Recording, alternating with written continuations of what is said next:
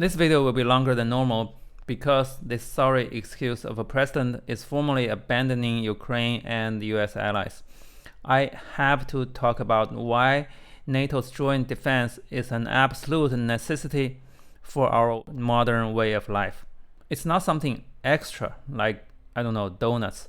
It's the entire foundation of the post-World War II way of life, which is the only bearable way of life in my view. So please spare me 20 minutes of your attention span to listen to and debate with me. We can't afford getting this wrong. I know you just want to go back to your own little issues like, your dating problems, your kids not doing homework, or your eggs being too pricey. But the reason you can occupy your mind on these small issues is because you still live in an environment largely protected by the post-war security framework. When that framework collapses, you will find yourself in so much shit that whatever you're worried about today will look like nothing. I guess most of you already heard of me bitching about how the world before NATO was in a constant warfare. I think most people agree with that assessment, but a lot of people disagree with my explanation. They think that the number of wars dropped after World War II because people lost the appetite for war, not because some stupid imperialist monster like NATO. This is a very popular idea, probably pushed out by the anti-NATO propaganda from Russia and China. I don't blame you for falling for it, because it's everywhere. But I have to point out why it's wrong, both empirically and logically.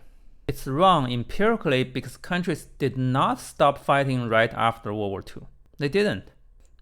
And it's also wrong logically because war, by definition, does not require consent.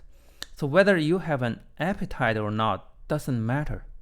The first case I want you to think about is the Korean War that happened in 1950.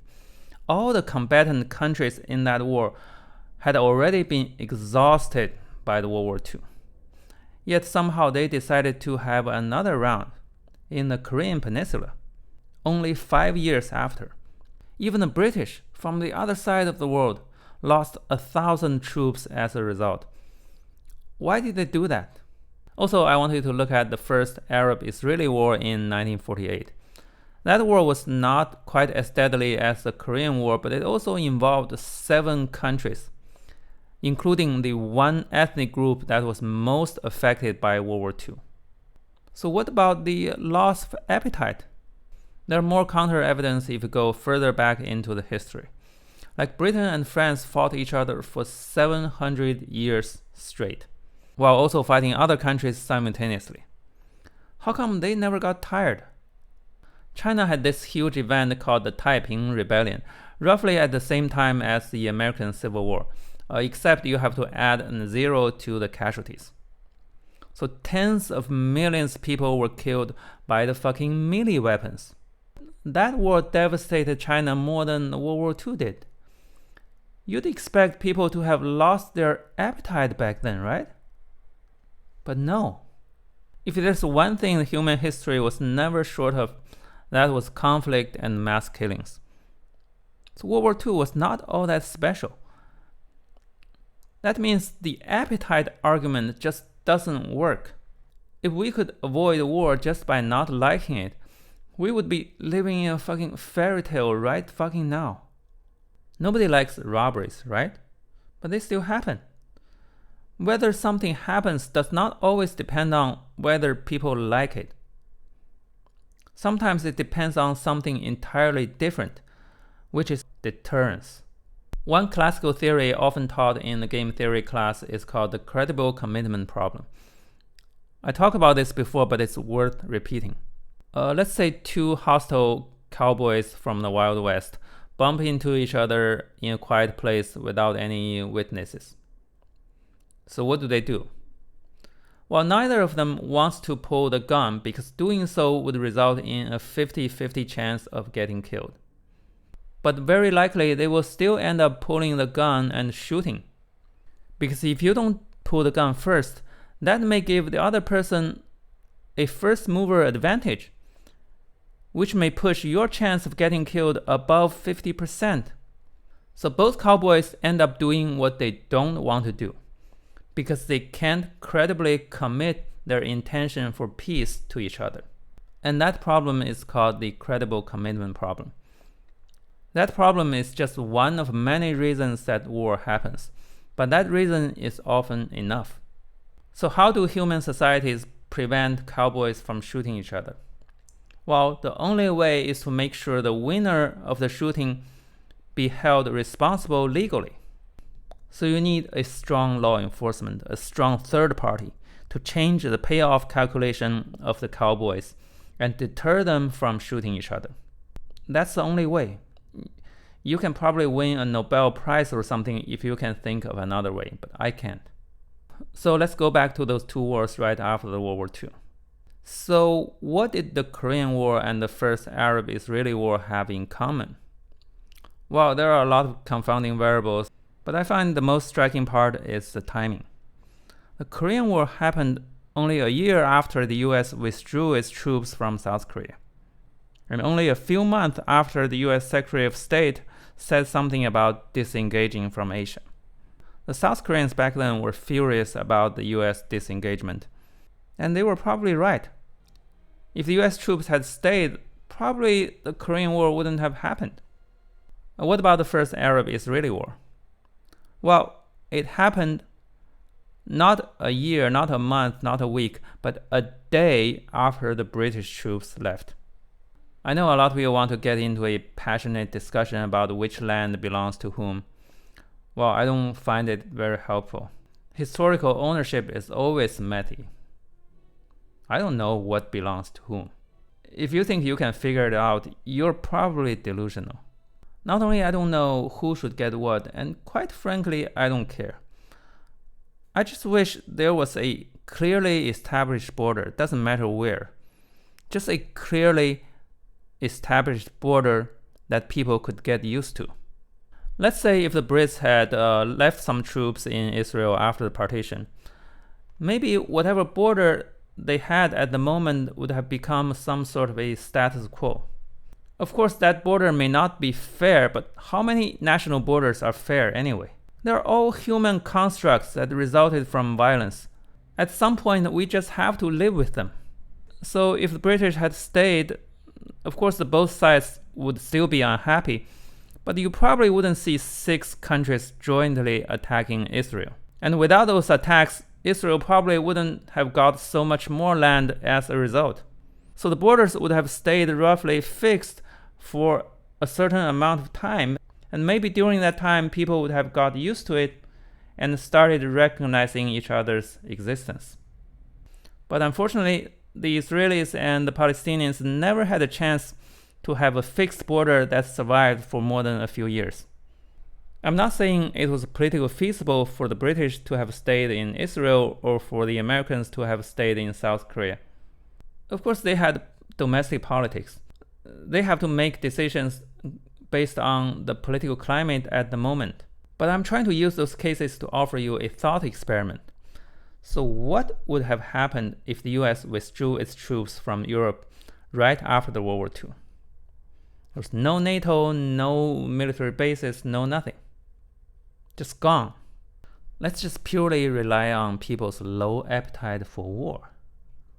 Okay, let's count on Communist Stalin to start treasuring human lives. How well do you think that would go? I know some of you have this Marxist sentiment and see NATO as the agent of the oppressor, the global capitalism.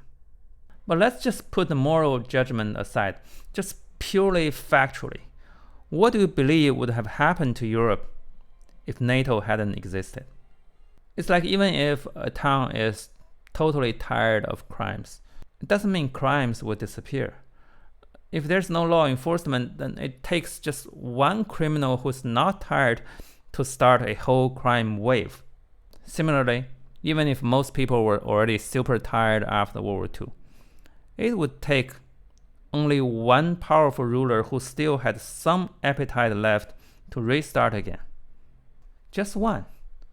Peace requires the collective will of all parties, but war sometimes takes just one spoiler. So the reason that Europe stopped having wars after World War II was not because the Europeans were any more tired than East Asians or Middle Easterns. It was simply because Uncle Sam decided that protecting Europe was more important than protecting other parts of the world. So Stalin was deterred in Europe, but not in the Korean Peninsula. That's it.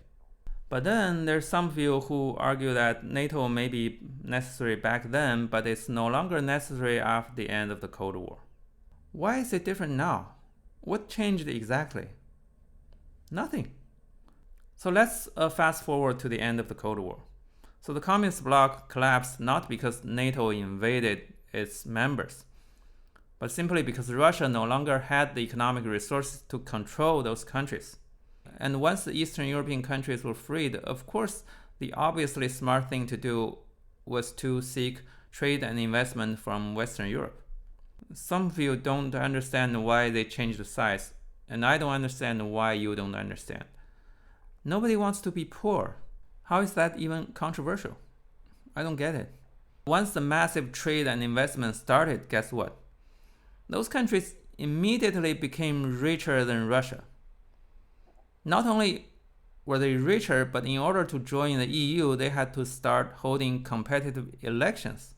Wow. Russia, however, went on a very different path. You should keep in mind that unlike the Eastern European countries, Russia never had a real regime change. No.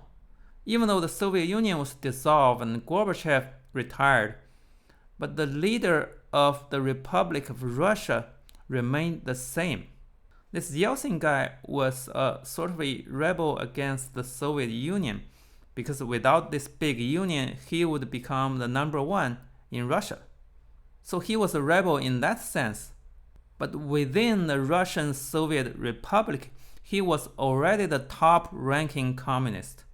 And he just continued to become the president of the new Russian Federation under a new party label. That was convenient. So it was basically the same government. And he also handpicked his successor, Putin, which happened to be a fucking KGB. So basically, Russia hasn't had a regime change since Lenin. Crazy, right? That's why Lenin's body is still preserved. That guy has been lying there for 100 years. They might as well build him a pyramid or something. So basically, Russia stayed authoritarian. Maybe they had like 2 or 3 competitive elections in the 90s, but they were not enough to shake the power structure. So after the Cold War, you have all these rich and free small European countries next to this still poorly managed authoritarian giant Russia. And plus, the tiredness from the World War II is worn out. So now give me one reason that Russia will refrain from invading those countries. Maybe I'm not innovative enough, but the only reason I can think of is deterrence. I seriously can't think of anything else. Enlighten me if you can. And who can possibly maintain that deterrence? It has to be NATO. I'm sorry, but there's no other way. Every free country next to Russia agree with that assessment. If you don't agree, it's only because you don't know Russia as well as they do. They literally lived under KGB's rule for decades. You need to put away your American arrogance and listen to them. Finally, Trump's threat was not just quitting NATO or ending protection of allies like Taiwan. He was floating the idea of joining the other side. He wants to use the US military to conquer more land. Imagine FDR not only refusing to help Churchill, but also teaming up with Hitler. That is where we are right fucking now. These old buddies want to carve up the world and send us back to the age of territorial conquests.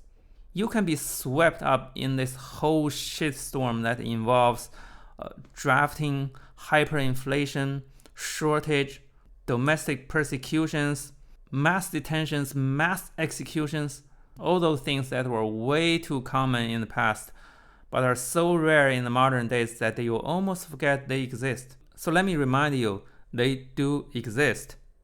For the record, I don't know how to stop them, but I just need to lay these facts out here to do my part.